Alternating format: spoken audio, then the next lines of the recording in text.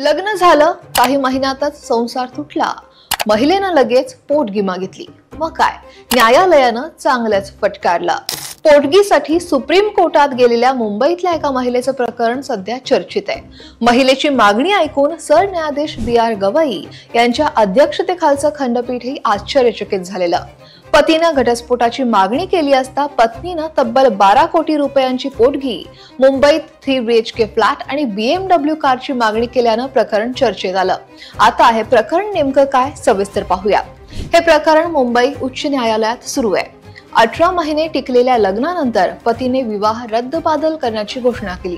त्याचा अर्ज केला. पत्नी सिझोफ्रेनियानं ग्रस्त म्हणजेच मानसिक रुग्ण असल्याचं पतीनं म्हटलं होतं आणि त्यावरून पत्नीनं पतीकडे पोटगी मागितली. पोटगीच्या रकमेवरून दोघांमध्ये कायदेशीर लढाई सुरू झाली. MBA पदवीधारक आणि IT व्यावसायिक असलेल्या पत्नीनं पोटगीच्या मोठ्या दाव्यासह सुप्रीम कोर्टात धाव घेतली. मुख्य न्यायाधीश BR गवई यांच्या अध्यक्षतेखालील खंडपीठासमोर या प्रकरणाची सुनावणी सुरू झाली. सुप्रीम कोर्टानं लग्नाच्या 18 महिन्यानंतर घर आणि 12 कोटी रुपयांची पोटगी ही मागण्याच्या मागणीवरच आक्षेप घेतला. कोर्टानं महिलेला पतीविरुद्ध दाखल केलेला FIR रद्द करून पोटगीच्या स्वरूपात एकतर फ्लॅट किंवा 4 कोटी रुपयांची एक रकमी रक्कम देण्याचा प्रस्ताव ठेवला आणि हा आदेश राखून ठेवला. सुनावणीच्या सुरुवातीला खरं तर सरन्यायाधीश गवई यांच्या खंडपीठानं महिलेला तुमची मागणी काय आहे असं विचारलेलं. तर महिला कोणत्याही वकिलाशिवाय पोटगीच्या मागणीवर युक्तिवाद करत होती.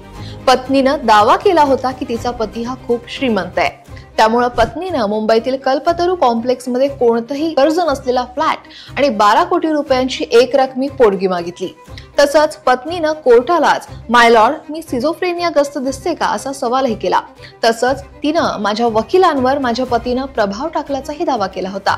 या सुनावणी दरम्यान पतीच्या वतीनं बाजू मांडणाऱ्या वरिष्ठ वकील माधवी दिवाण यांनी पत्नीच्या मागण्या अतिरेकी असल्याचं म्हटलंय.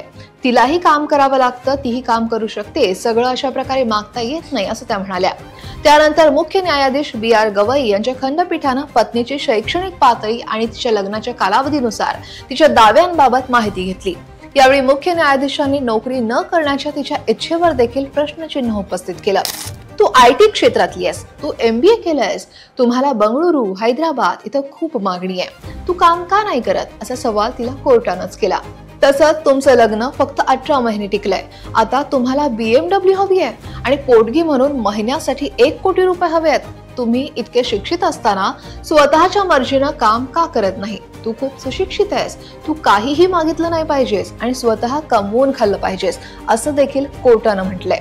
दरम्यान पतीच्या वडिलांच्या मालमत्तेवर देखील ती पत्नी दावा करू शकत नाही असंही खंडपीठानं स्पष्ट केलंय. FIR मुळे नोकरी न मिळण्याच्या चिंतेवर कोर्टानं तो रद्द करण्यास सांगितलं. एकतर फ्लॅट मिळेल किंवा 4 कोटी रुपये घ्या आणि चांगली नोकरी शोधा असं म्हणत कोर्टानं आपला निर्णय राखून ठेवला. दोघांचं उत्पन्न किती यावर सुद्धा एक नजर टाकूयात. तिच्या पतीचं 2015-16 मधलं वार्षिक उत्पन्न 2.5 कोटी रुपये होतं, ज्यात 1 कोटी रुपये बोनस होता. पत्नीकडे एक फ्लॅट आणि 2 कार पार्किंग आहेत, ज्यातून तिला उत्पन्न मिळतं. BMW कार 10 वर्ष जुनी आहे आणि ती कधीच भंगारात निघाली असल्याचं देखील सांगितलं गेलं. या गंभीर टिप्पणीनंतर सरन्यायाधीशांनी दोनही पक्षांना सामंजस्यानं हे प्रकरण सोडवण्याचा सल्ला दिला. त्यांनी पत्नीच्या वकिलांना तिच्या मागण्यांमध्ये सुसूत्रता आणण्यास सांगितलं, जेणेकरून एक न्याय तोडगा निघेल.